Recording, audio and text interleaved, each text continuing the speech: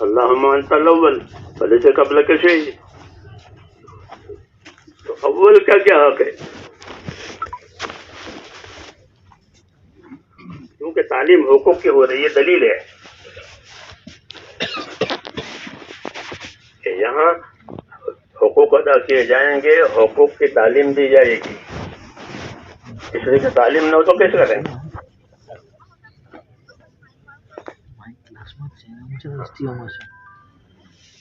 تو حضرت باز بن جبل رضی اللہ عنہ حضور نے پوچھا یا معاذ تدری ماذا حق اللہ، کہ معاذ آپ کو معلوم ہے کہ اللہ کا کیا حق ہے؟ انہوں نے علم ظاہر کی جیسے ان کا صحابہ کرام کا معمول تھا.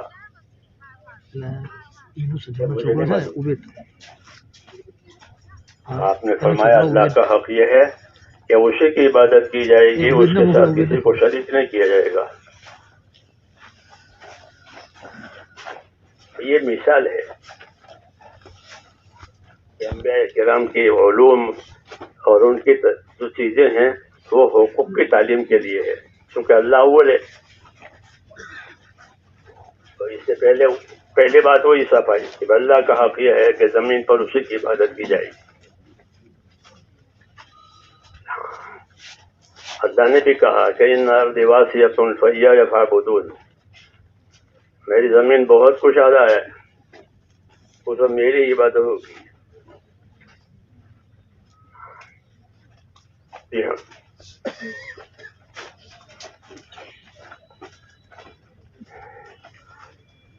یہ بات ہے، یہ دارالحقوق ہے اور یہاں حقوق ادا کیے جائیں گے. اس لیے انبیاء کرام علیہ الصلوۃ والسلام پر جو علوم فیوض نازل ہوتے تھے اس کا موضوع یہی تھا. اس لیے وہ کسی سے کچھ نہیں مانگتے تھے، کسی سے کچھ نہیں مانگتے تھے کہ ہمارا کوئی تقاضا نہیں ہے، تمہارے مال میں ہمارا کوئی حصہ نہیں ہے، تمہاری چیزوں میں ہمارا کوئی حصہ نہیں ہے، ہم حاکم سے حکومت نہیں چاہتے، دولت مند سے دولت نہیں چاہتے، یہاں جائیداد والے سے جائیداد نہیں چاہتے، کچھ نہیں چاہتے. ہم کو تو ایک چیز ہے جو دینی ہے، اس لیے ہماری چیز لے لو تاکہ تمہاری سلامتی ہو جائے. یہ تھا کہ تمہاری سلامتی ہو جائے. اسلم تسلم، یہ کہتا کہ ہماری چیز لے لو تمہاری سلامتی ہو جائے. تم سے کوئی مفاد مطلوب نہیں ہے، تمہاری سلامتی مطلوب ہے. تمہاری سلامتی، ہاں، کہ تمہاری سلامتی ہو جائے دنیا میں بھی اور آخرت میں بھی. تم سے کوئی چیز مطلوب نہیں ہے. تو یہ بات ہے کہ اللہ تعالیٰ نے ان علوم کو جو نازل فرمایا ہے وہ اس کے لیے نازل فرمایا ہے. کہ جب حضور صلی اللہ علیہ وسلم کی بعثت ہوئی، آپ کی تشریف آوری ہوئی، تو دنیا اپنی استعداد کے اعتبار سے کمال کو پہنچ گئی تھی. جی ہاں، اس لیے آپ کو علم جو دیا گیا وہ بدرجۂ اتم دیا گیا، کامل. اب کسی چیز کی ضرورت نہیں ہے. ہر لائن کا علم آپ کو علی وجہ الکمال دیا گیا. کیوں؟ کہ ابھی استعداد کامل ہو گئی.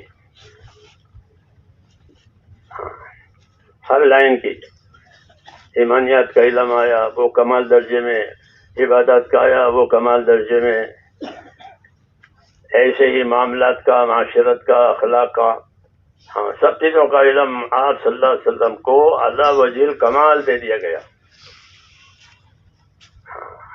وعلمک ما لم تکن تعلم وکان فضل اللہ علیک عظیما. ٹھیک ہے، تو یہ علم دیا گیا. استعداد بھی پوری تھی، علم بھی پورا آیا.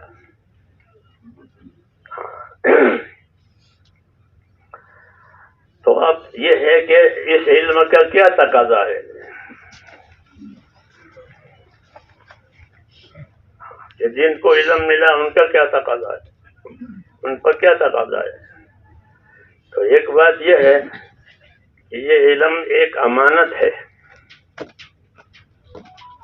کیا ہے؟ ایک امانت ہے. اور ایسی امانت ہے کہ اللہ تعالیٰ نے اس کی حفاظت کا ذمہ لیا ہے. کہ یہ ایسی امانت ہے کہ اس میں کوئی تبدیل نہیں ہوگی، یہ ضائع نہیں ہوگی. ہاں، نہ لینے والے محروم ہوں گے، یہ ضائع نہیں ہوگی، یہ محفوظ رہے گی. یہ محفوظ رہے گی. کوئی نہ لے وہ الگ بات ہے. یہ محفوظ رہے گی، یہ منسوخ نہیں ہوگی. اس کی ضمانت لی ہے اللہ تعالیٰ نے کہ یہ محفوظ رہے گی، یہ منسوخ نہیں ہوگی. اللہ اس کی حفاظت کریں گے. جس دور میں بھی لوگ اس کے طلبگار ہوں گے اللہ ان کو دے گا، چاہے فضا کتنی بگڑ جائے. لکھا ہے کتابوں میں کہ جس دور میں بھی لوگ اس کے طلبگار ہوں گے اللہ ان کو دے گا. اور مثال دی ہے جیسے ابراہیم علیہ السلام کو اس زمانے میں، شرک کے زمانے میں، توحید کی تعلیم اللہ نے دی. لوگ ستاروں کو بھی پوجتے تھے، بتوں کو بھی پوجتے تھے، اوپر سے نیچے تک. اس زمانے میں ابراہیم علیہ السلام کو توحید، تو کذالک نوری ابراہیم ملکوت السماوات والارض.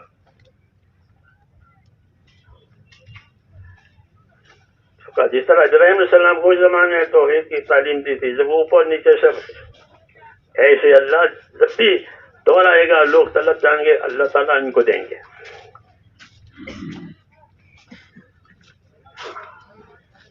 اس علم کی حفاظت کی ہے اللہ تعالیٰ نے، اور حفاظت کا ذمہ لیا ہے کہ تاکہ طلبگاروں کو وہ ملے. اسے نبیوں کی دعوت میں اور خصوص صلی اللہ علیہ وسلم، حضور صلی اللہ علیہ وسلم کی دعوت میں یہ خاص بات ہے کہ آپ نے صرف دعوت بمانا ارشاد کی نہیں دی ہے. ایک تو دعوت بمانا ارشاد، اور اب ہمارا ولیمہ ہے اس کے اشتہار صاحب دیے تاکہ اس کی اشاعت ہو جائے، ہر ایک کو پہنچ جائے. ایسا نہیں کیا. یہ تو بہت آسان ہے، اس بات کے لیے بہت آسان ہے. تو کہ اس کی اشاعت ہو جائے، شہرت ہو جائے. ایسا نہیں کیا. ایسا ہوتا تو کیا تکلیف تھی آپ کو؟ جی، اور آپ فرماتے ہیں کہ اوذی تو فی اللہ ہے ما اوذی احد، مجھے ایسی ایزائیں ہوئی ہے کہ ایسی کسی کو نہیں ہوئی. ہاں، آپ کو ایزائیں دی گئی ہے.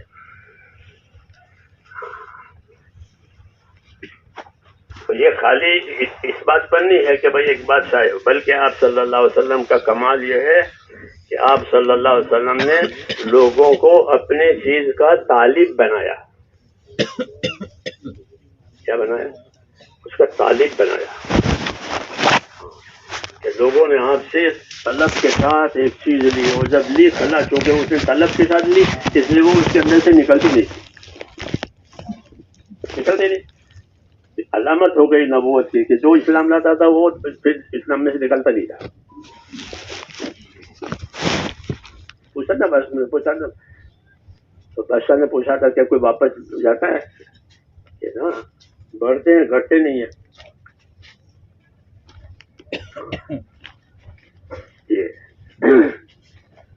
تو طلب پیدا کر رہی لوگوں کے اندر،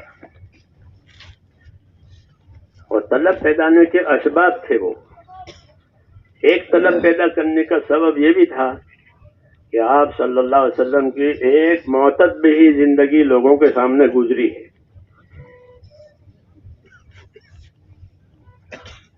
40 برس بڑا وقت ہے، لمبا وقت ہے. حجت ہو گئی، معتدبی زندگی گزری لوگوں کے سامنے. وقت لبثت فیکم عمرا من قبلہ افلا تعقلون، میری تو ایک مدت تمہارے اندر گزری ہے، تم سمجھتے نہیں ہو.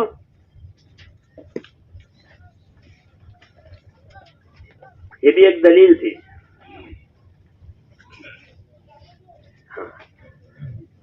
کہ میں نے ایک معتد بھی 40 سال گزارے، اس پہ کسی نے انگلی نہیں اٹھائی. کس نے کیا ہے؟ اٹھائی کس؟ یہ بھی ایک دلیل تھی. 40 سال ایسے گزرے کہ کسی نے کوئی اعتراض کے قابل چیز نہیں پائی.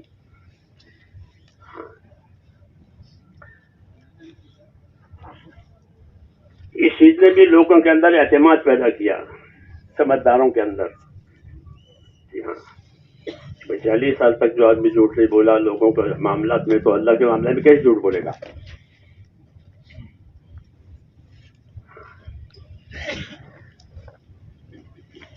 اس چیز نے بھی لوگوں کے دلوں میں جگہ کی، سمجھداروں کے دلوں میں. پوچھتے تھے کہ اس آدمی کی زندگی کیسی گزری ہے. بادشاہ نے پوچھا، حلق نے پوچھا تھا کیسا ہے؟ یہاں ایسا ہے، ایسا ہے. کہ ہاں یہ دلیل نبوت ہے، یہ دلیل نبوت ہے، یہ دلیل نبوت ہے. حالانکہ وہ آپ کے مذہب کا قائل نہیں تھا، لیکن وہ سمجھتا تھا، بات کو سمجھتا تھا. اس لیے کہا یہ دلیل نبوت ہے، یہ دلیل نبوت ہے، یہ نبی ہونے کی نشانی ہے. تو ایک تو آپ کی زندگی نے لوگوں میں طلب پیدا کرائی، لوگوں میں اعتماد پیدا کرایا کہ اللہ تعالیٰ جس سے کچھ کام لینا چاہتے ہیں تو اس کے ماضی ایسا ہوگا.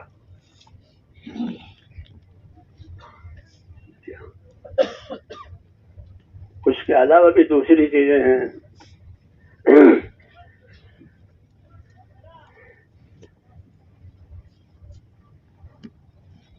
تو آپ صلی اللہ علیہ وسلم کی زندگی لوگوں نے دیکھی، پھر آپ نے اپنی دعوت دی لوگوں کو. کیونکہ جو علوم آپ پر نازل ہوئے ہیں وہ تمام علوم آپ کی دعوت سے جڑے ہوئے ہیں، کیونکہ وہ امانت ہے. وہ علوم امانت ہے، وہ سب کے لیے ہے. بلغ ما انزل الیک، وہ سب کے لیے ہے. ہاں، تو آپ کے سارے علوم وہ آپ کی دعوت سے جڑے ہوئے ہیں. توحید کا علم آیا تو توحید کی دعوت دی، قولوا لا الہ الا اللہ تفلحوا. جی ہاں، عبادت کی دعوت آئی تو عبادت کی دعوت دی، اور جو علوم آئے اس کی دعوت دی. ہاں، یعنی لوگوں کو اس کا طلبگار بنایا. ہاں، دعوت دینے کا مطلب یہ ہے. انبیاء کرام کی دعوت میں یہ بات ہوتی ہے کہ وہ لوگوں میں ایک طلب پیدا کرانے کی بات ہوتی ہے. جی ہاں، اور اپنا کام بھی پورا کرنا ہے، لوگوں میں طلب پیدا کرانی ہے. اس لیے دیر لگتی ہے. کیا لگتی ہے؟ دیر لگتی ہے، ایک دم پھیل نہیں جاتی. کیونکہ لوگ بھی سمجھدار ہوتے ہیں. ایسا نہیں ہے کہ بھیڑ کی طرح لاٹھی سے سب کو ایک ساتھ چلا دے. ایسا ہے 100 بھیڑوں کو ایک لاٹھی چلا دے، ایسا نہیں ہے. بلکہ آپ جانتے تھے کہ لوگوں میں صلاحیتیں ہیں، لوگوں میں استعداد ہے، وہ بات کو تولیں گے. ہاں، آج بھی ایسی بات ہے. الناس معادن کمعادن الذهب والفضة.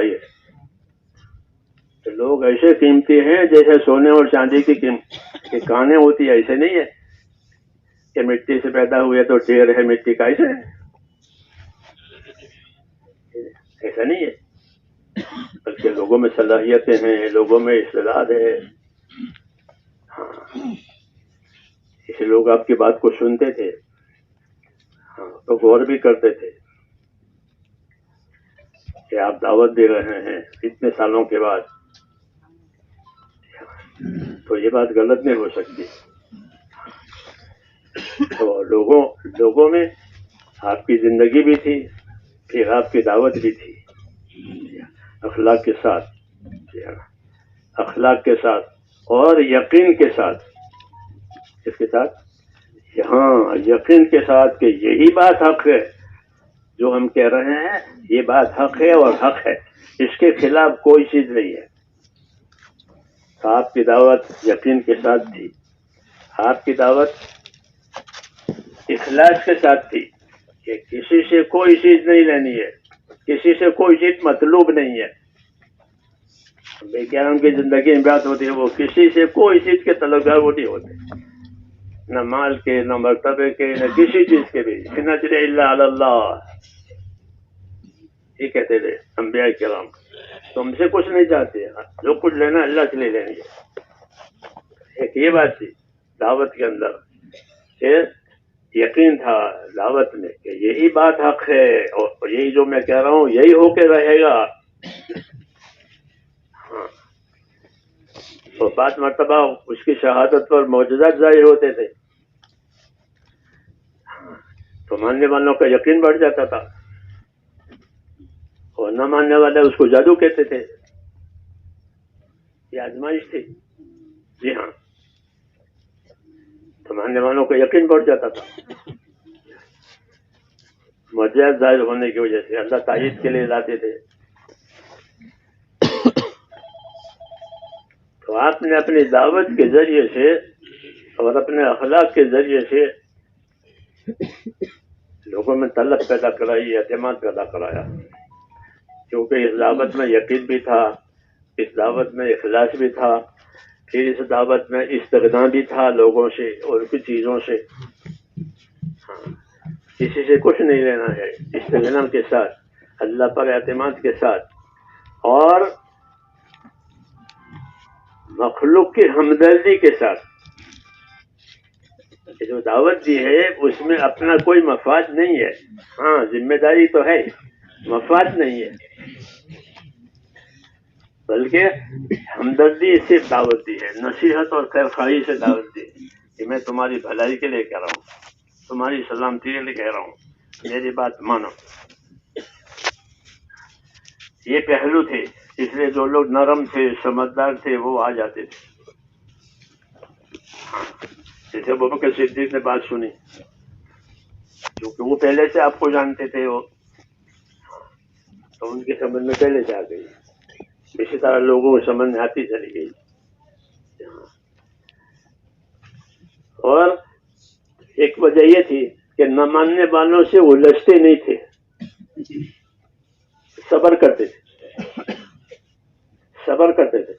کوئی نہ مانے، کوئی مخالفت کرے تو اس کے الجھنا نہیں ہے، بلکہ کیا کرنا ہے کہ صبر کی اتنی تاکید ہے انبیاء کرام کو کہ اتنی تاکید کسی کو بھی نہیں ہے، تمام انبیاء کو، جتنا بڑا نبی اتنا بڑا صبر، ایسا ہوا ہے۔ ہاں ان کو صبر کی تاکید دی، ہاں تو صبر سے کام لیا، یقین سے کام لیا، ہمدردی سے کام لیا، جی ہاں، اور لوگوں کو دعوت دی۔ اور دعوت، ایک تو دعوت بمانا ارشاد کے ہے، وہ تو آسان ہے، اور ایک دعوت جو انبیاء کرام کی ہوتی ہے وہ اس میں ایک امتیاز ہے کہ وہ دعوت یقین کے ساتھ بھی ہوتی ہے، ہمدردی کے ساتھ بھی ہوتی ہے، اور اس میں کئی محاسن ہوتے ہیں، ہاں کہ حسن نیت سے وہ دعوت دیتے ہیں، کوئی مطلوب چیز نہیں ہے تم سے، اچھی نیت کے ساتھ دعوت ہے، تمہاری بھلائی کے لیے دعوت ہے، اور اسلوب بھی اچھا ہوتا ہے۔ کیا ہوتا ہے؟ حسن اسلوب دعوت میں، ہاں کہ بھائی بنا کر، ہمدرد بنا کر، جی ہاں اس کو دعوت دیتے ہیں حسن اسلوب کے ساتھ، کہ وہ شدت اختیار کرے جن کو دعوت دے رہے ہیں، یہ شدت اختیار نہیں کرتے بلکہ اپنا اسلوب جمیل، اچھا اسلوب، تاکہ اس کو وحشت اور نفرت نہ ہو، بلکہ آپ کی ہدایتیں ہوتی ہے کہ لوگوں میں نفرت نہ پھیلاؤ، حسن اسلوب سے دعوت دو، جی ہاں۔ جیسے وہ ایک آدمی آیا نا جس نے زنا کی اجازت مانگی تھی آپ سے، کیا میں زنا کی اجازت دوں، تو دوسرے لوگوں کو تو وہ متاثر ہوئے کہ زنا، کیونکہ زنا ایک ایسی چیز ہے جو کسی شریعت میں حلال نہیں ہے، آسمانی شریعتوں میں شرک اور زنا جس کی اجازت نہیں ہوتی آسمانی شریعتوں میں، وہ اجازت لینا ہے اس کی. تو آپ نے اس کو کیسے سمجھایا؟ اس کو حسن اسلوب سے سمجھایا، اس کی قباحت سمجھائی. جی ہاں، کہ تم اپنی بہن کے ساتھ، اپنی ماں کے ساتھ، اپنے بیٹی اس کو پسند کرو گے کہ نا؟ تو پھر دوسرے کیسے پسند کریں گے؟ غیرت کی بات ہے. اس کو اسلوب کہتے ہیں. دعوت میں حسن نیت بھی ہوتی ہے، حسن اسلوب بھی ہوتا ہے، حسن اخلاق بھی ہوتے ہیں.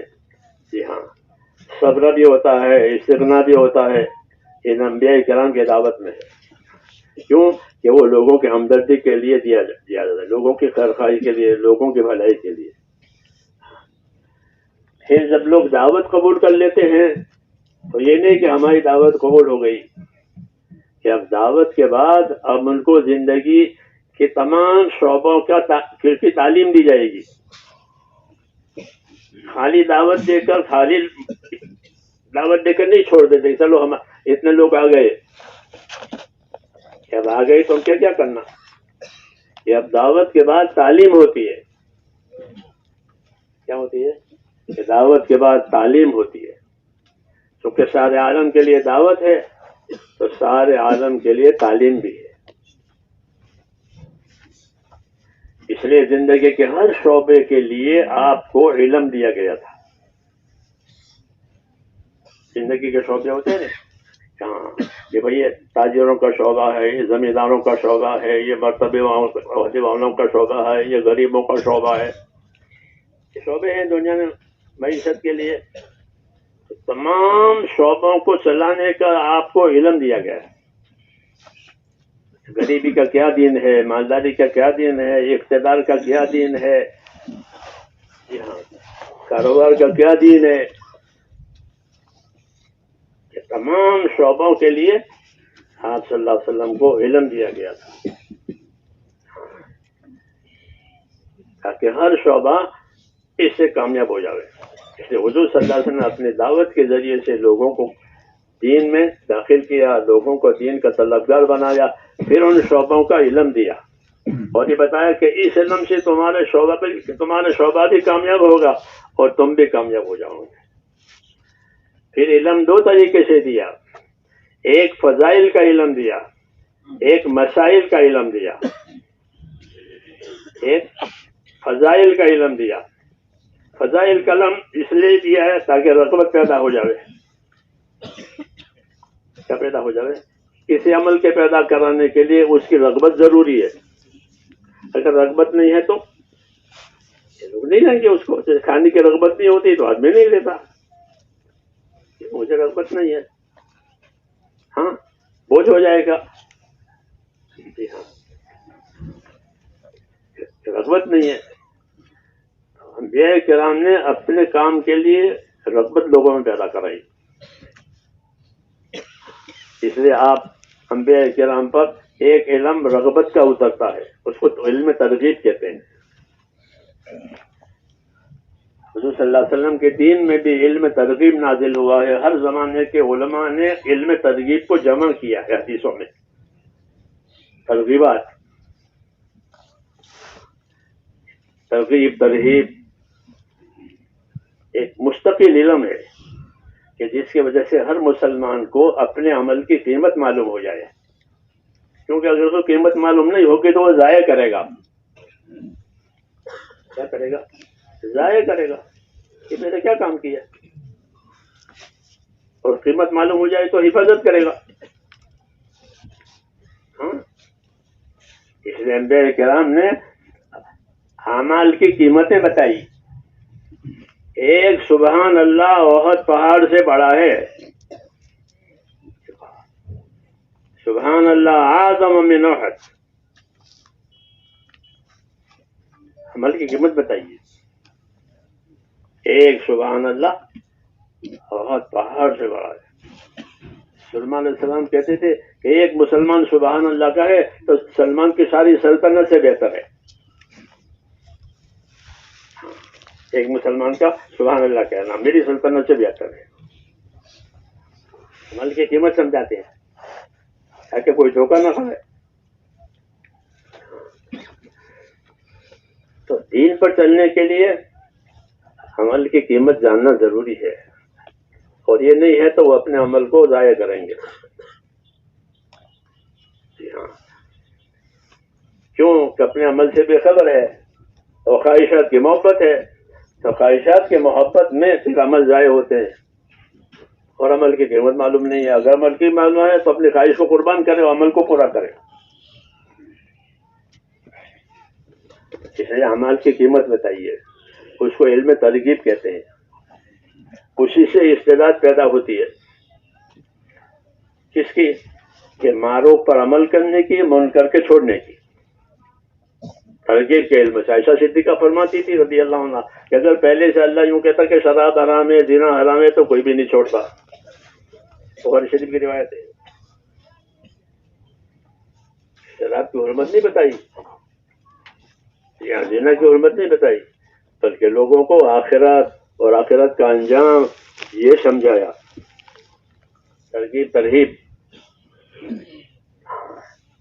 تو چھوڑنے کے لیے تیار ہو گئی طبیعتیں.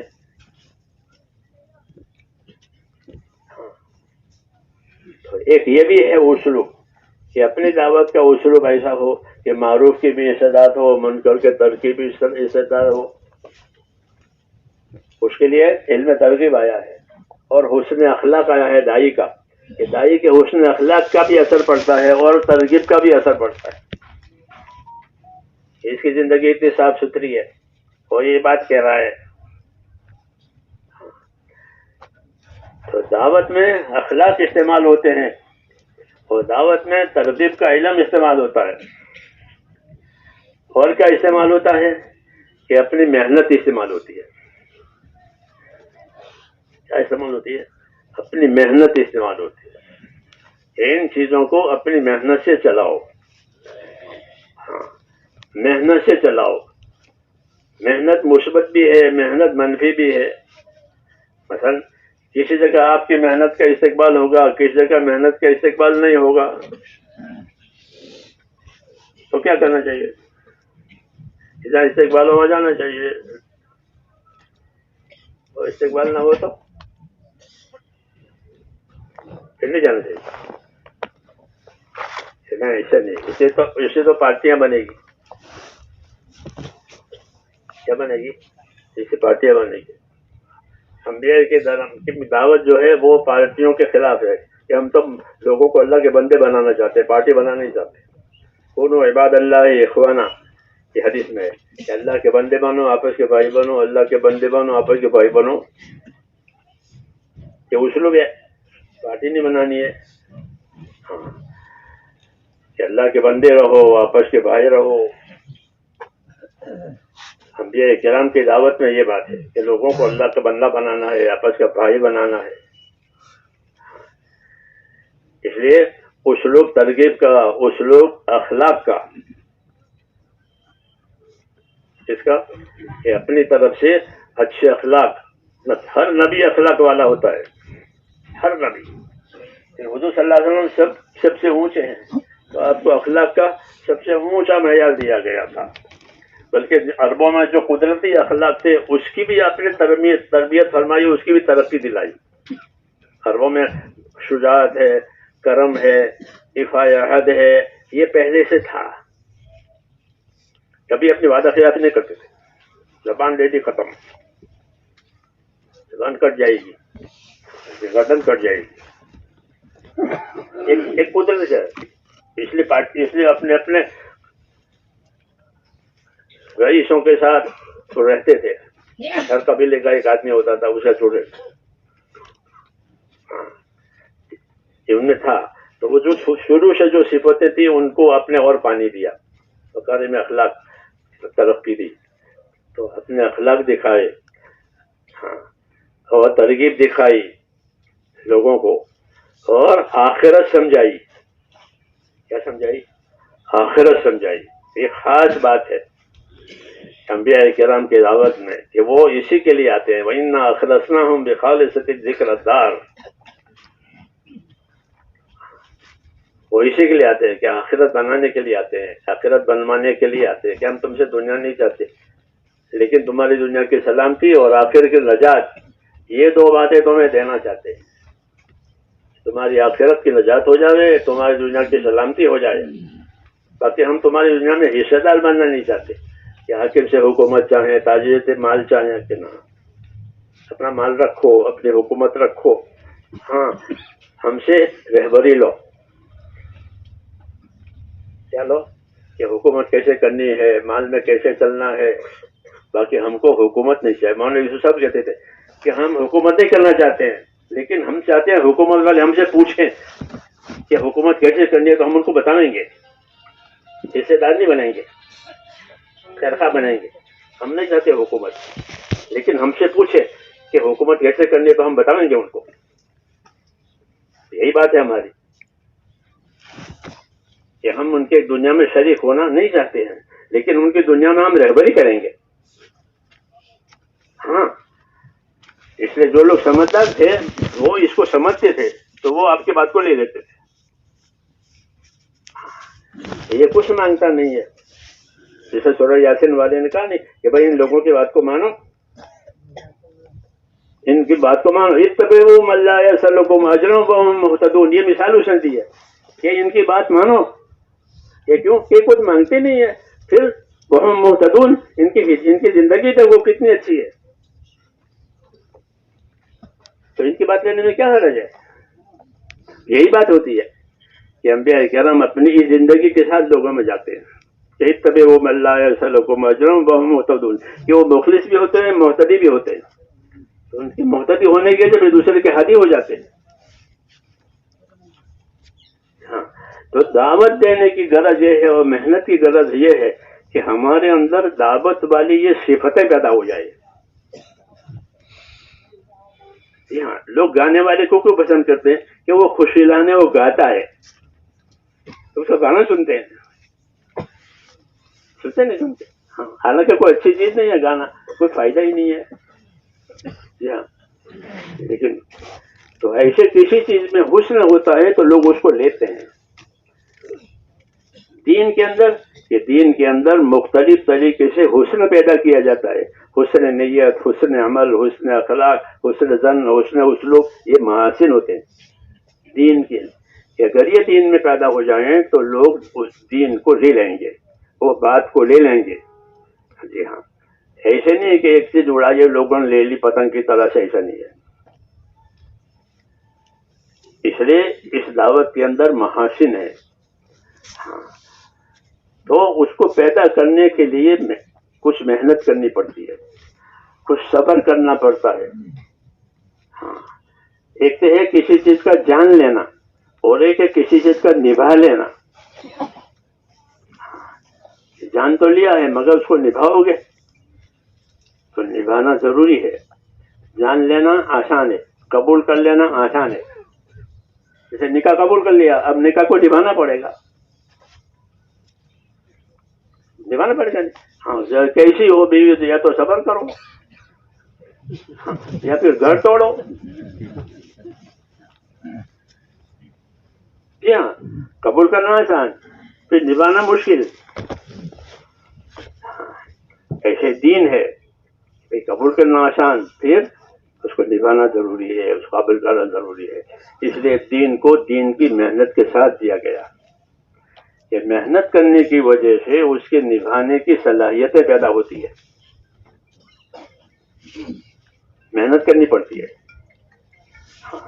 اور محنت کا ایک خاصہ یہ بھی ہے کہ محنت کرنے سے آدمی میں یقین پیدا ہوتا ہے. یقین بازاروں میں نہیں ملتا, یقین بازار میں نہیں ملتا. یقین کیسے پیدا ہوتا ہے کہ یقین آدمی کی محنت سے پیدا ہوتا ہے. حضرت فرماتے تھے کہ یقین بغیر محنت کے پیدا نہیں ہوتا. جس چیز کی محنت کرے گا اس کا یقین آئے گا, جس چیز کی محنت کرے گا اس کا یقین آئے گا. اس کی ایک مثال، ایک کمار جو ہے وہ مٹی کے برتن بناتا ہے، تو مٹی کوئی ایسا قیمتی مٹیریل نہیں ہے، گارا ہے،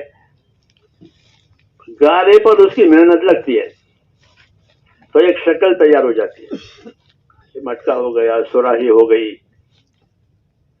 ایک شکل تیار ہو گئی اس کی محنت سے، پھر اس کو وہ پتہ آگ میں تپاتا ہے، اب وہ 100 روپے 150 روپے 200 روپے کی قیمت ہوتی ہے،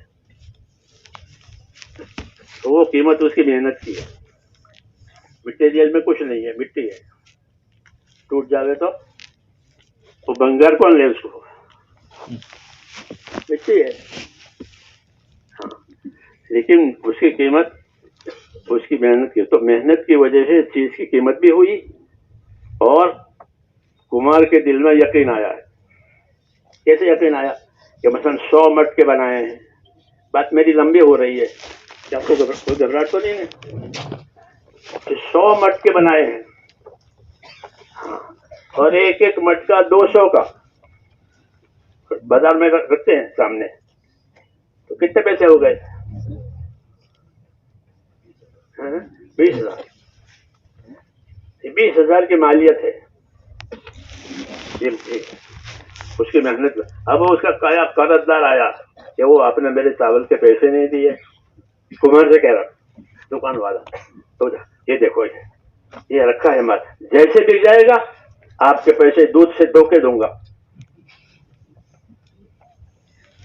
ہمارے محاورے میں ہے دیہات کہ تمہارا پیسہ دودھ تھی دھوئی نہیں دیکھ کھوٹا نہیں کریے، تو وہ یقین دلا رہا ہے اس کو، کیوں کہ اس کو یقین ہے کہ یہ بک جائے گا ضرور پیسے آئیں گے، ہاں، اس کو کوئی آگ لگنے والی چیز نہیں ہے، یہ بکے گے پیسے آئیں گے، کیونکہ اس نے محنت کی ہے تو پیسوں کا یقین ہے، تو حضرت فرماتے تھے محنت کی وجہ سے یقین آیا ہے، یہ گارا ہوتا تو یقین آتا، تو کیا محنت کی ہے تو آدمی کی محنت وہ اب اس کے اندر یقین پیدا کرتی ہے، ورنہ یہ گارا ہے۔ ایسے ہی یہ تو مٹی ایسے بلڈنگ بنائی ہے آج کے دور میں اور اس کو کرائے پہ دیے ہیں، تو اس کو یقین ہے، اب وہ آرام سے بیٹھا ہے، کیوں کہ ہر مہینے کرایہ آئے گا، کھائیں گے، یہی ہو رہا ہے نا، کیا کرتے کچھ نہیں، مکان ہے کرائے پر دے دیے ہیں، اس نے مٹکے بنائے ہیں، اس نے عمارت بنائی ہے، تو حضرت فرماتے تھے شکلیں بنتی ہیں، شکلوں کا یقین آتا ہے، مٹکے بنائے تو مٹکے کا یقین آیا اور عمارتیں بنائی، آمدنی آ رہی ہے، کھائیں گے۔ فرمایا ایسے ہی اگر اعمال بناؤ گے تو اعمال کا یقین آئے گا، میں نے نماز بنائی ہے، میری نماز سے یہ ہو جائے گا، میں نے صدقہ دیا ہے، صدقے سے بلا دور ہو جائے گی، میں نے نماز پڑھی ہے، دعا قبول ہو جائے گی۔ تو فرمایا محنت سے یقین ہوتا ہے، آج ہمارے عملوں پر چونکہ ہماری محنت نہیں ہے اس لیے صورت عمل ہے، کیا ہے؟ صورت عمل ہے، صورت غلط نہیں ہے، کیونکہ صورت سے کام نہیں بنتا، صورت سے تعارف ہوتا ہے، آپ کی صورتوں سے لوگ پہچانیں گے فلاں صاحب ہے فلاں صاحب ہے، تو صورتیں تو تعارف کی ہوتی ہے، حفاظت کے لیے نہیں ہوتی، یہ فوٹو ہے تو صورت سے تعارف ہو جاتا ہے، پھر نماز پڑھ رہے ہیں، روزہ رکھ رہے ہیں، زکات دے رہے ہیں، حج کر رہے ہیں، صورت ہے، لیکن اس میں حقیقت آ جائے تو پھر اس کا نفع ہے کہ بھائی نماز سے یہ ہوتا ہے، روزے سے یہ ہوتا ہے، صدقے سے یہ ہوتا ہے، حج سے یہ ہوتا ہے، حج سے محتاجی دور ہو جاتی ہے، حضرت عمر فرماتے ہیں نکاح کرو محتاجی دور ہو جائے گی، کیونکہ لوگ غریبی کی وجہ سے نکاح نہیں کرتے، حضرت عمر فرماتے ہیں غریبی نکاح سے دور ہوگی، غریبی یہ کہتے تھے لوگوں سے کہ نکاح کرو، نکاح سے غریبی دور ہو جائے گی، بے نکاحوں کا نکاح کراؤ، وہ غریب ہیں تو ان کی غریبی دور ہو جائے گی، کہ آپ کیسے کہتے ہیں؟ یہ دعویٰ نہیں ہے. اللہ نے کہا ہے وَأَنكِحُوا الْأَيَامَ مِنكُمْ وَالصَّالِحِينَ مِنْ عِبَادِكُمْ وَإِمَائِكُمْ إِنْ يَكُونُوا فُقَرَاءَ يُغْنِيهِمُ اللَّهُ مِنْ فَضْلِهِ. یہ تو اسے کہہ رہا ہوں کہ اللہ کہتے ہیں بے نکاحوں کا نکاح کراؤ، اگر وہ غریب فقیر ہیں تو اللہ ان کی غریبی فقیری دور کر دے گا. اسے میں کہتا ہوں نکاح کراؤ، محتاجی دور ہو جائے گی. دعوت دے رہے ہیں کہ نکاح کراؤ، محتاجی دور ہے. محتاجی کی وجہ سے غریبی کی وجہ سے نکاح نہیں ہوتے. یہ ان کے یقین میں کمزوری ہے کہ ورنہ نکاح سے ہی غریبی دور ہوتی ہے. یوں کہا وہ ڈرتے ہیں کہ نکاح کر کے کہتے ہیں غریب آدمی ہے. غریبی دور کرنے کے تو کہہ رہے ہیں کہ تمہاری غریبی تمہاری نکاح سے دور ہو جائے گی. ان کانوا فقراء یغنیہم اللہ من فضلہ. یہ یقین کی بات ہے. تو دعوت یقین کے ساتھ ہوتی ہے. کس کے ساتھ؟ اور یقین محنت کے ساتھ ہوتا ہے.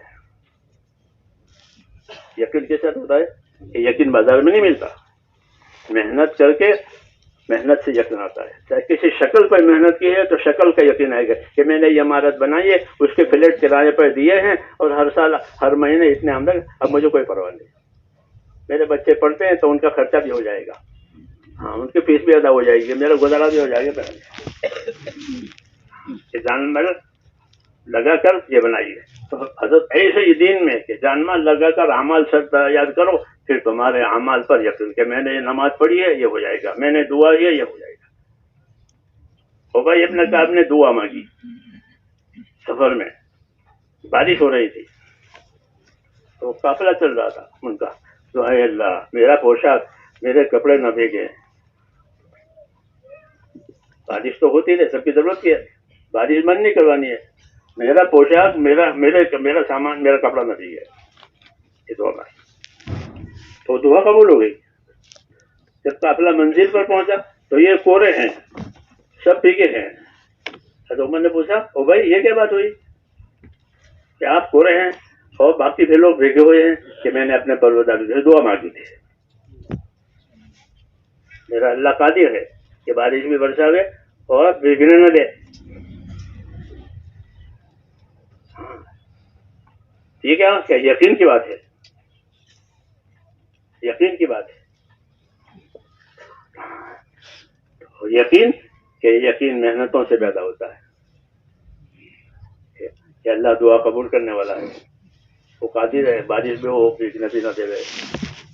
ہاں کیا اس لیے میرے بھائیوں ہمارے دین میں محنت اس وجہ سے ہے، ورنہ دین کا جاننا تو بہت آسان ہے. دین ہو یسر،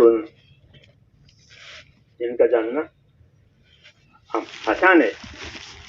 اللہ نے دین کو آسان کیا ہے کیونکہ سب کی ضرورت کیا ہے، سب کی ضرورت کی چیزیں آسان کر دی جاتی ہے. جی ہاں، جیسے پانی ہے، ہوا ہے، سب کی ضرورت ہے تو آسان ہے. ایسے دین سب کی ضرورت ہے تو اللہ نے دین کو آسان کیا ہے. لیکن دین کی حقیقت اس کو پھیلیے کہ اس کے لیے صحیح علم چاہیے، صحیح یقین چاہیے. ہاں، اور یقین پیدا ہوتا ہے آدمی کی محنت سے. جس کام پر یہ محنت کرے گا اس کا یقین دل میں آئے گا. میں نے کمار کی مثال دی، فلیٹوں کی مثال دی. ہاں ہمارے حضرت جی تو اس سے نیچے کی مثال دیتے. ہمارے دلی میں یہ غریبوں کی لڑکیاں گوبر جمع کرتی تھی اور پھر اوپلے بنا رہے، اور ایک روپے میں 100 اوپلے دیتی. حضرت فرمایا دیکھو یہ ایک گوبر پر محنت کر رہی ہے، اب جب اوپلے تیار ہو جائیں گے تو اوپلوں کے لیے لڑے گی یہ کہ میرے لے لیے میرے لے لیے. ہم کہتے ہیں کیا کہ نہیں، 100 بکیں گے تو 1 روپیہ آئے گا. یہ اس کی محنت نے یہ یقین پیدا کرایا ہے. اس کی محنت نے بنا، وہ تو گوبر ہے لیکن پھر محنت نے یقین پیدا کرا ہے کہ یہ 100 ہوں گے تو روپیہ آئے گا، اس لیے اس کو کوئی ہاتھ نہ لگاوے. یہی بات دین میں ہے. ایک تو دین، ایک تو ہے تصدیق، وہ تو آسان ہے. تصدیق تو بہت آسان ہے.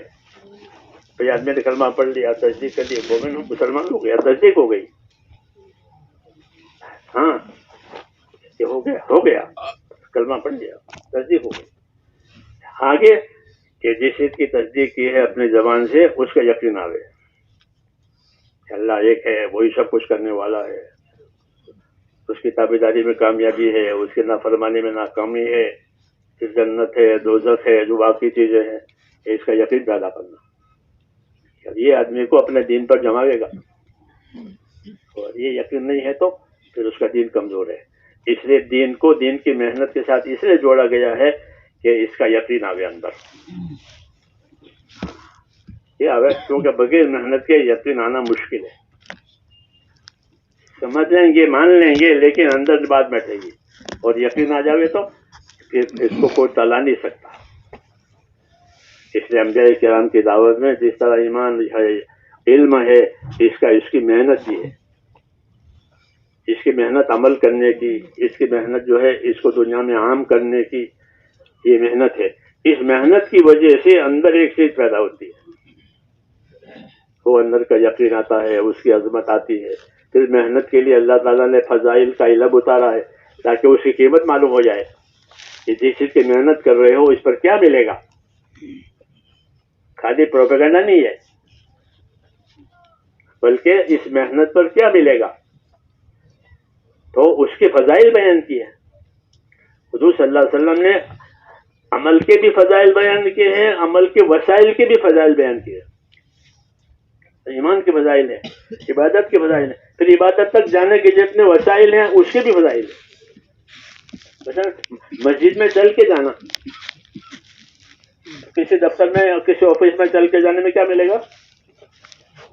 کیا ملے گا؟ کچھ نہیں، بس بدل کے آنا پڑے گا. آفس دور ہے تو بس بھی بدلنی پڑتی ہے کہ ہم تو بس بدل کر کے آفس میں آتے ہیں. ہاں تو کچھ نہیں ملے گا. وقت پر آ جاؤ، نہیں تو کوتاہی ہوگی. دین میں للوسائل حکم المقاصد، فقہ کا مسئلہ ہے. للوسائل حکم المقاصد، کہ وسائل کو ابھی وہی حکم ہے جو مقاصد کا ہے. اگر مقصد نیک ہے تو اس تک پہنچنے کے سارے وسائل نیک قرار دیے جائیں گے. مقصد بد ہے تو اس پہنچنے کے سارے وسائل بد قرار دیے جائیں گے. للوسائل حکم المقاصد، فقہ کا مسئلہ ہے. تو نماز اگر اچھا مقصد ہے، ایک اچھا مقصد نماز خیر و موضوع حدیث شریف میں ہے، تو اس تک پہنچنے کے تمام وسائل اچھے ہو جائیں گے. چل کر کے گئے ہیں تو آپ کا چلنا لکھا جائے گا. انتظار کیا ہے نماز کا، تو انتظار لکھا جائے گا. مسجد بنائی ہے تو مسجد کا ثواب ملے گا. جھاڑو دیا ہے مسجد کا تو اس کا بھی ثواب ملے گا. مسجد کے جھاڑو کیوں؟ یہ سب نماز کے لیے ہے. مسجد میں جھاڑو دینا، مسجد میں خوشبو، یہ سب نمازوں کے لیے تو ہوتا ہے. تو ان سب کا ثواب ہے، خالی نماز کا ثواب نہیں ہے. للوسائل حکم المقاصد، کہ وسائل کا وہی حکم ہے جو مقاصد کا ہے، شریعت کا قانون ہے. یہ تو فضائل بیان کیے ہیں یہاں کام کے، تاکہ اس کا شوق پیدا ہو جاوے. اور خالی فضائل نہیں بیان کیے بلکہ فضائل کو دعوت کے ساتھ جوڑا ہے کہ دعوت بھی دو، فضائل بھی بتاؤ، دعوت بھی دو، فضائل بتاؤ. یہ فلانا کام ہے اس کا یہ اجر ہے، فلانا کام ہے اس کی دعوت چڑھو، تاکہ لوگوں میں وہ اعمال بھی آوے، اس اعمال کا یقین بھی آوے کہ اس پر یہ ملنے والا ہے، یہ ملنے والا ہے. صحابہ میں یہ بات تھی، یہ اپنی دعوت اپنی محنت کے ساتھ دین کو لیتے تھے اور اس کے فضائل کے ساتھ لیتے تھے. جیسے فضائل بیان کیے جاتے تھے تو ایک جذبہ بڑھ جاتا تھا. حضرت جابر فرماتے ہیں ہم ایک سفر میں تھے تو امیر نے جو کہا کہ جس کے قدم غبار آلود ہو جائیں گے اس کو یہ ملے گا، یہ ملے گا، جہنم سے بچ جائیں گے اس قدم کے سارے ساتھی گھوڑوں پر سے اتر پڑے کہ پیدل چلیں گے تاکہ ہمارے قدم غبار آلود ہو جائیں. یہ اتنے پیدل چلنے والے دوسرے سفر میں نہیں دیکھے گئے. یوں کرے کیوں کہ امیر نے پیدل چلنے کی بات کی اور پیدل کی فضیلت بیان کی. یہ ایک طریقہ ہے کہ فضائل کے ذریعے سے اعمال کی قیمت معلوم ہوتی ہے، اور محنت سے اس کا یقین آتا ہے. محنت سے کہ محنت یقین آیا تو یقین اور فضیلت دو جمع ہو گئی. اس نے عمل میں کبھی اب عمل کوتاہی نہیں کرے گا، اور کوتاہی کرے گا تو اس کو ندامت ہوگی کہ میرا یہ فوت ہو گیا، میرا یہ فوت ہو گیا، میرا یہ فوت ہو گیا. جی ہاں، پھر اس کا تدارک کرتے ہیں. ابن عمر کی جماعت فوج ہوتا ہے، عشاء کی تو ساری رات رکھتے تھے کہ میری عشاء کی نماز چلی گئی، کیونکہ عشاء کی نماز پڑھنے والوں کو پوری رات کا ثواب ملتا ہے. عشاء میں فجر پڑھے تو وہ جماعت نکل گئی، تو اس رات کو وہ نہیں سوتے تھے کہ میری عشاء کی جماعت چلی گئی، فجر تو پڑھیں گے، تو وہ اس رات کو نہیں سوتے تھے تاکہ وہ فضیلت فوت نہ ہو جائے.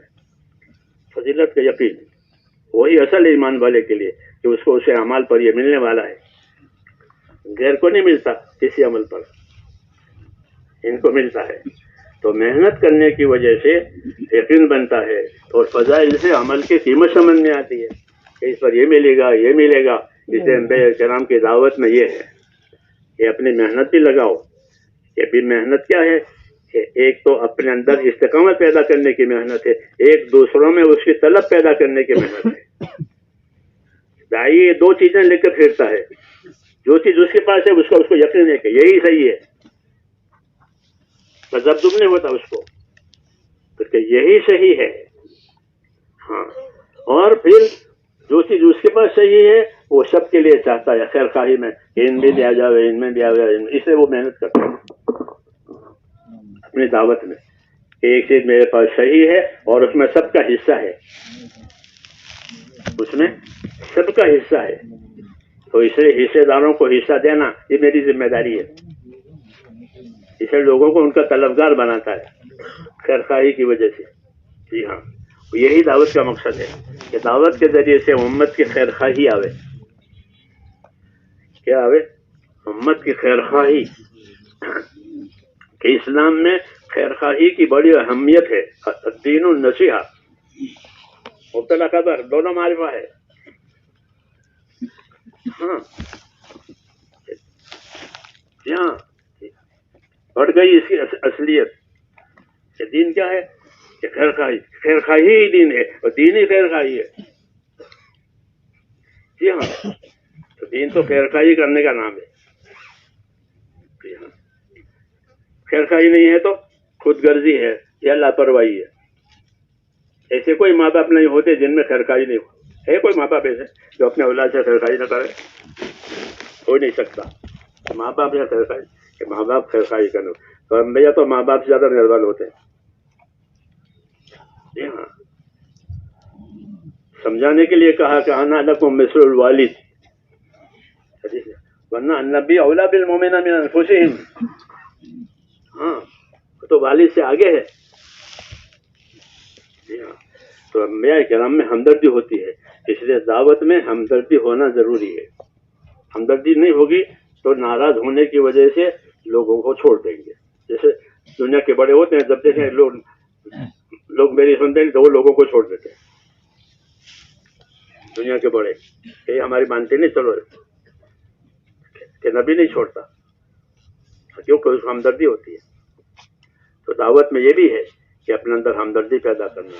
جی ہاں، ہر ایک مرتبے والے کو مرتبے والا جاننا. جی ہاں، حیثیت والے کو حیثیت والا جاننا. انزل الناس منازلہم، یہ سب چیزیں دعوت میں ہے. انبیاء کرام کی دعوت میں یہ سب چیزیں ہوتی ہیں. جی ہاں، اپنے اخلاق بھی ہوتے ہیں، اپنا اخلاص بھی ہوتا ہے، ہمدردی بھی ہوتی ہے. جی ہاں، اللہ کے سامنے جواب داری کی فکر بھی ہوتی ہے. یہ سب جو ہوتی ہے کہ یہ چیزیں اگر دعوت میں آتی ہے تو اللہ تعالیٰ اس دعوت کو مؤثر کرتے ہیں. کیا کرتے ہیں کہ یہ کچھ نہیں مانگتا، ہماری خیر خواہی کر رہا ہے. پھر اپنی جان مال لگاوے تو اپنی جان مال لگانے کا نفع اس کی ذات کی طرف آتا ہے. اور وہ یوں ہے کہ جس چیز پر جان مال لگائی ہے وہ چیز اس کو عزیز ہوگی. جیسے آدمی نے جان مال لگائی، عمارت بنائی، اب عمارت کو نقصان نہ پہنچے یہ برداشت نہیں کرے گا. کیوں؟ ایک ہماری جان مال لگی ہے. اور جس پر جان مال نہ لگی ہو تو اس کی پرواہ نہیں ہوتی. مسلمانوں کو سکھایا اپنے دین پر جان مال لگاؤ تاکہ وہ دین تمہارے نزدیک عزیز ہو جاوے. کیا حضرت ابوبکر صدیق کیا فرماتے تھے؟ ہاں، کہ دین مٹ جاوے میں زندہ رہوں. صحیح ہے نا، کہ دین مٹ جاوے اور میں زندہ رہوں تو کیا فائدہ ہے؟ میں تو دین کے لیے ہوں اور دین میرے لیے ہے. تو وہ یہ کیوں کہ انہوں نے دین پر اپنی جان مال لگائی تھی. کہ دین مٹے اور میں زندہ رہوں تو میری زندگی کا کوئی فائدہ نہیں ہے. اس لیے میرے بزرگوں دین پر جان مال لگانے سے ہم کو اپنے دین کی قیمت معلوم ہوگی. پھر اس میں کمی آئے گی تو دل کو جلن ہوگی. اسے دین پر جان مال لگانا ہے اور امت سے خیر خواہی کرنی ہے. اور دین چونکہ ایک مشترک امانت ہے اور یہ امانت حقدار کو پہنچنی چاہیے. تو پہنچنا کی ایک شکل تو یہ کہ بانٹ دیا کہ نہیں ہم اس طرح پہنچانے کے لیے ہیں ہمارے ہاں کہ ان کو اس کا طلبگار بناؤ. کیا بناؤ؟ کہ اس کا طلبگار بناؤ تاکہ وہ طلب سے لے. کہ طلب نہیں ہوگی دے دیا تو وہ ضائع کرے گا, حق ادا نہیں کرے گا. تو طلب پیدا کراؤ, اس کے فضائل بتاؤ, اس عمل کی قیمت بتاؤ, اس کا انجام بتاؤ, اپنے اخلاق بتاؤ تاکہ اعتماد کرے. بے کرام اس طرح اپنی دعوت کو دیتے تھے کہ اپنی ذات کو قابل اعتماد بنایا اور عمل کو قابل قیمت سمجھایا اور آخرت سمجھائی. یہ طریقہ ہوتا ہے. اس طریقے کی وجہ سے دیر تو لگتی ہے لیکن جو بات ہوتی ہے وہ دل میں جاتی ہے.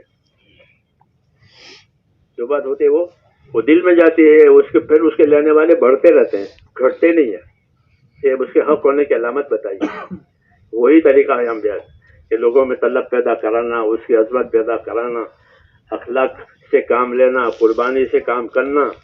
جی ہاں, اور لوگوں میں بے طلبوں میں جانا. ہر دور کا ایک مطالبہ ہوتا ہے.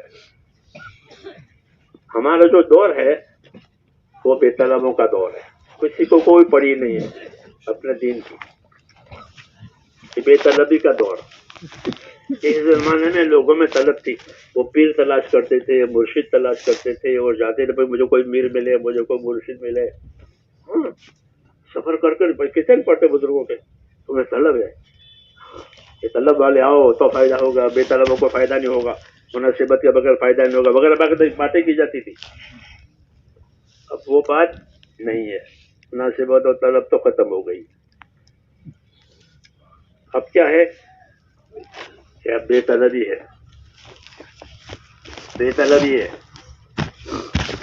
بے طلبوں میں جانا پڑے گا اور ان میں طلب پیدا کرانی ہے آخرت کی. تو آخرت کی طلب پیدا کرانے کے لیے ایک تو فضائل کا استعمال ہونا, ایک اپنے اخلاق کا ظاہر ہونا, صبر, جی ہاں, سنجیدگی وغیرہ. یہ کرنا پڑے گا تاکہ ان کے اندر یہ بات پیدا ہو جائے. بھائی بنا کر بتانا, بھائی بتا کر کہ بھائی تم میرے بھائی ہو, میں تمہارے بھائی ہوں, میں تمہارے لیے یہ چیز لایا ہوں. تو ہماری جو موجودہ دعوت ہے جو اللہ تعالیٰ نے اس زمانے میں چلائی ہے اس کی اساس یہی ہے. یہ معاشرت کے راستے سے چلائی جا رہی ہے. بھائی تم میرے بھائی ہو, میں تمہارا بھائی ہوں. پتہ گش والا بات کرتا ہے کہ میں نے بھی کلمہ پڑھا, آپ نے بھی کلمہ, آپ میرے بھائی ہو, میرا اس لیے بھائی یہ کرنا ہے.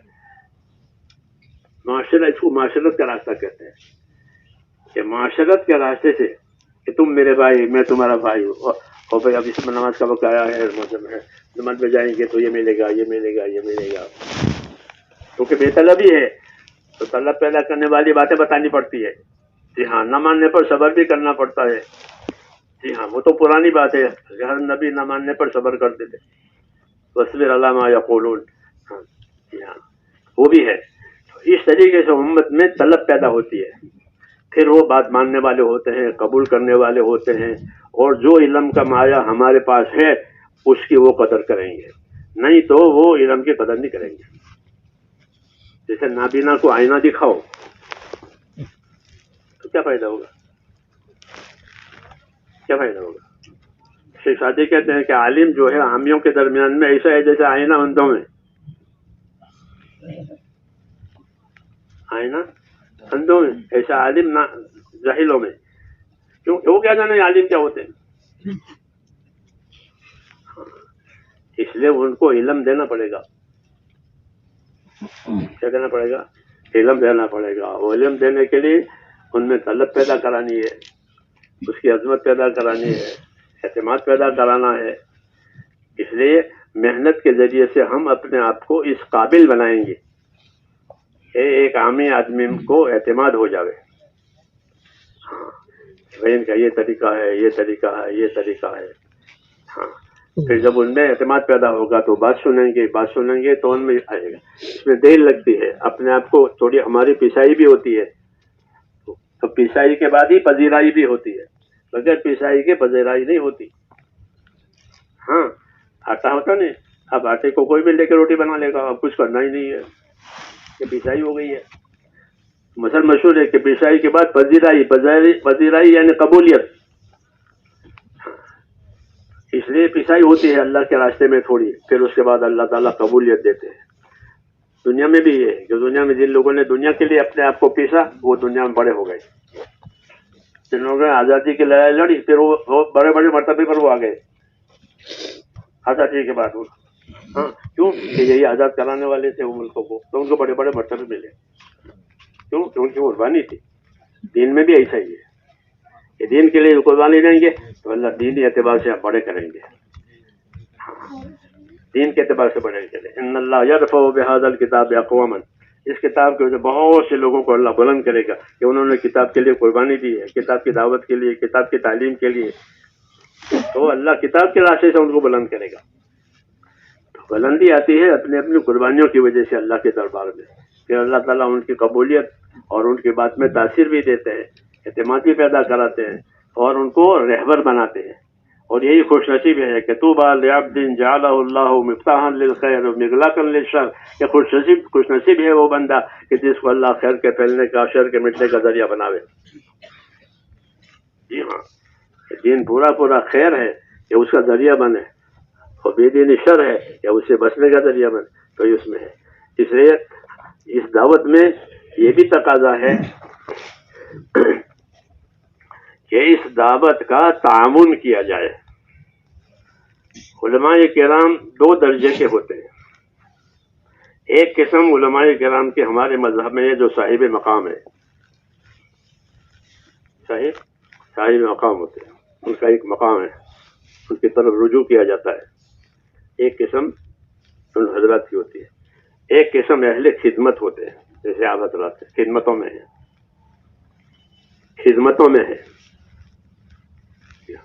مختلف خدمتیں آپ کے ذمہ ہیں. یہ اہل علم اہل خدمت کہلاتے ہیں. ایک اہل علم اہل مقام کہلاتے ہیں. یہ دو ہوتے ہیں. جو حضرات اہل مقام ہوتے ہیں ان سے کیا چاہا جاتا ہے کہ ان سے تائید چاہی جاتی ہے. کیا چاہی جاتی ہے؟ تائید چاہی جاتی ہے کہ اس کام کی آپ تائید کریں تاکہ اعتماد پیدا ہو جائے امت میں. جیسے مولانا اللہ صاحب مفتی شفاعت اللہ صاحب صاحب نے اس کی تائید کی، مولانا مدی صاحب نے اس کی تائید کی، مولانا لاہوری صاحب نے اس کی تائید کی. یہ حضرات اپنے جگہ پر اہل مقام ہے، تو ان کی تائید کی وجہ سے راستہ کھل گیا، عام امت میں اعتماد پیدا ہو گیا. آج بھی یہ بات ہے کہ جو حضرات اہل مقام ہیں وہ اس کی تائید کریں، اور جو حضرات اہل خدمت ہیں وہ اس کا تعاون کریں،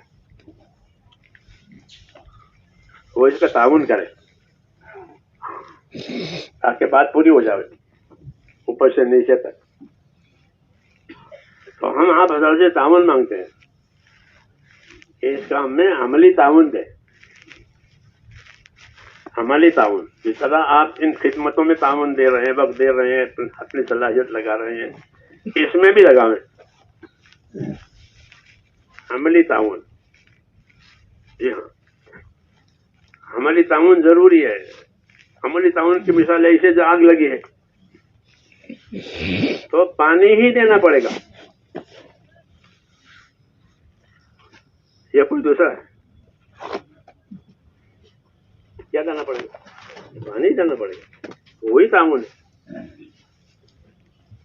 کیونکہ آگ کا علاج تو پانی ہے، یا کوئی اور بھی ہے؟ عادتاً نہیں ہے. یہی تعاون ہے، اس میں بھی یہی تعاون آتا ہے. لوگ پھر رہے ہیں، آپ بھی پھر رہے. لوگ چل رہے ہیں ابھی چلے، کیوں کہ کوئی اختلاف چیز تو ہے نہیں، کوئی اختلافی چیز تو ہے نہیں، متفق چیز ہے، متفق چیز ہے، اور ہر شعبے میں اس کو لانے کی ضرورت ہے، دین کو ہر شعبے میں لانے کی ضرورت ہی نہیں، دین حضور صلی اللہ علیہ وسلم پر سارے شعبوں کا دین اترا ہے، حاکموں کے لیے حکومت کا دین، تاجروں کے لیے تجارت کا دین، مزدوروں کے لیے مزدوری کا دین، زمینداروں کے لیے زمینداروں کا دین، بیماروں کے لیے بیماری کا دین، مسافروں کے لیے سفر کا دین، ہاں ہر حالت کا ہر شعبے کا دین اترا ہے، اس لیے ہر حالت والے ہر شعبے والے حرکت کریں تو اس کا حق ادا ہوگا، ہے نہیں بات؟ ایسا نہیں کہ خالی مریضوں کے وہ دوا وہ تو صرف ڈاکٹر کریں گے اور دوسرے نہیں کریں گے، وہ ناڑی ہے وہ کیا کریں گے؟ ڈاکٹر کریں گے۔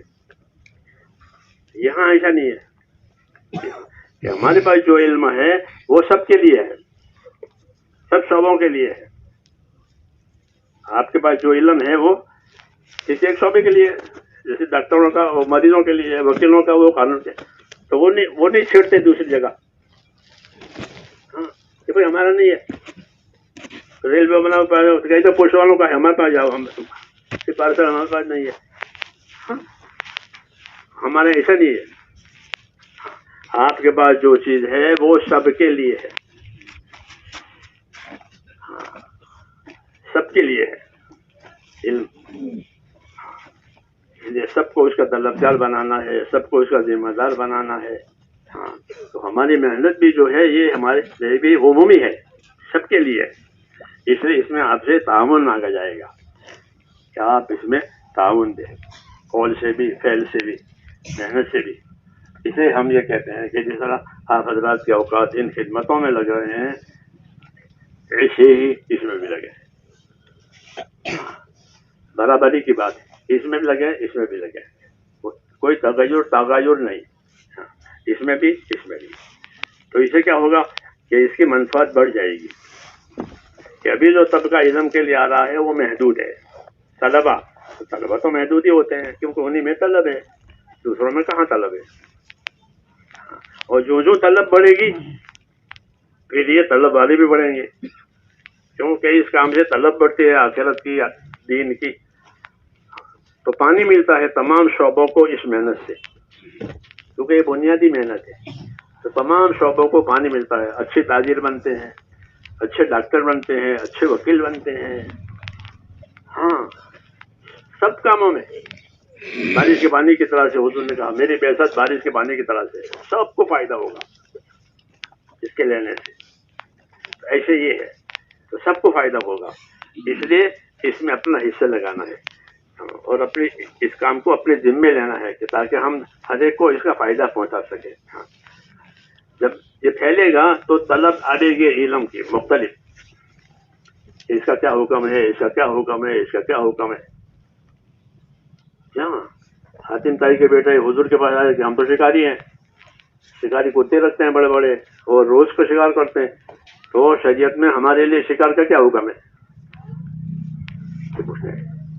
کیونکہ وہ مسلمان ہو گئے حاتم طائی کے بیٹے، تو وہ اپنے کام کا دین پوچھ کے آئے، یہی بات ہے کہ جو سمجھے گا وہ اپنے کام کا دین پوچھے گا، جو سمجھے گا وہ اپنے کام دین پوچھے گا، تو آپ کو جواب تیار کرنے پڑیں گے، تو علم میں اضافہ ہوگا، علم میں اضافہ ہوگا، کمی نہیں ہوگی، کیونکہ طلبگار گاہک بڑھ جاتے ہیں تو کاروبار بڑھ جاتا ہے، پتہ نہیں ہوتا، ایسے ہی یہاں کہ امت میں طلب آئی تو علم بڑھ جائے گا،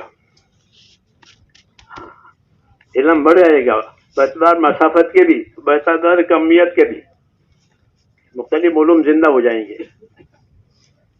تو فائدہ ہے، اس لیے حرکت میں آنا ہے، حضور صلی اللہ علیہ وسلم نے امت کو حرکت دی ہے اور اسلام کو چکی سے تشبیہ دی ہے، اسلام کی کیسے مثال ہے کہ چکی کی مثال ہے، کہ چکی میں کیا ہے کہ حرکت بھی ہے، ثبات بھی ہے، چکی میں حرکت بھی ہے اور ثبات بھی ہے، ایسے اپنے دین میں بھی حرکت بھی پیدا کرنی ہے اور ثبات بھی پیدا کرنا ہے، ثبات وہ اعتبار استقامت کے کہ اپنے دین پر استقامت کے ساتھ رہو. فاستقم کما امرت ومن تاب معك اے ومن آمن معك. تو اللہ نے استقامت کا حکم نبیوں کو بھی دیا ہے، امت کو بھی دیا ہے. تو ایک استقامت ہے اور ایک حرکت ہے. نفر، سفر، نصرت یہ بھی ہے. چکے کے دو پارٹ، اسے ہی آٹا باہر آتا ہے. ایک حرکت، ایک سکون، یعنی اپنے کام پر استقامت اور اپنے کام کی نصرت.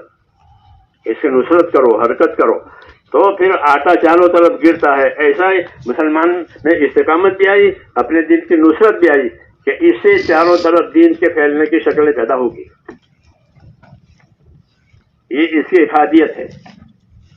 جی ہاں، اس لیے کہتے ہیں کہ حرکت میں بھی آنا ہے. اس میں آنا ہے، حرکت میں آنا. تو یہ حرکت اس افادیت کو بڑھائے گی. حرکت کی وجہ سے انقطاع نہیں ہوگا بلکہ اس کی افادیت بڑھ جائے گی. تو آپ بتائیں اس کے لیے. ہم بھی چاہتے ہیں اور یہ تقاضے ہیں کہ ایک سال آپ حضرات کا لگے. ہاں، یہ اس کا طریقہ ہے کہ آپ حضرات سے ایک سال مانگیں گے، عام لوگوں سے 4 مہینے مانگیں گے. آپ حضرات سے ایک سال مانگیں گے. اللہ کا شکر ہے کہ یہ مطالبہ اللہ نے چلا دیا. ساری دنیا میں لے رہے ہیں سال. ہاں، پڑھنا پڑھانا بھی ہو رہا ہے، سال لگنا بھی ہو رہا ہے. پڑھنا پڑھانا بھی ہو رہا ہے، سال لگنا. اب یہ کوئی اجنبی چیز نہیں رہی. اللہ کا شکر ہے لوگوں نے اس کی افادیت محسوس کی اور دے رہے ہیں. آپ حضرات سے بھی ہے. وہ ترتیب بنانی ہے، نہیں کہ آج کے آج جانا ہے کہ نہیں، دروازہ توڑ کے نہیں جانا، دروازہ کھول کے جانا ہے تاکہ آنا جانا رہے. جی ہاں، تو کھول کے ترتیب بنا کر جاؤ. آج کے آج نہیں جانا ہے، ترتیب بنائیں اور فیصلہ کریں آج کہ انشاءاللہ جانا ہے. بتائیے آپ اس کے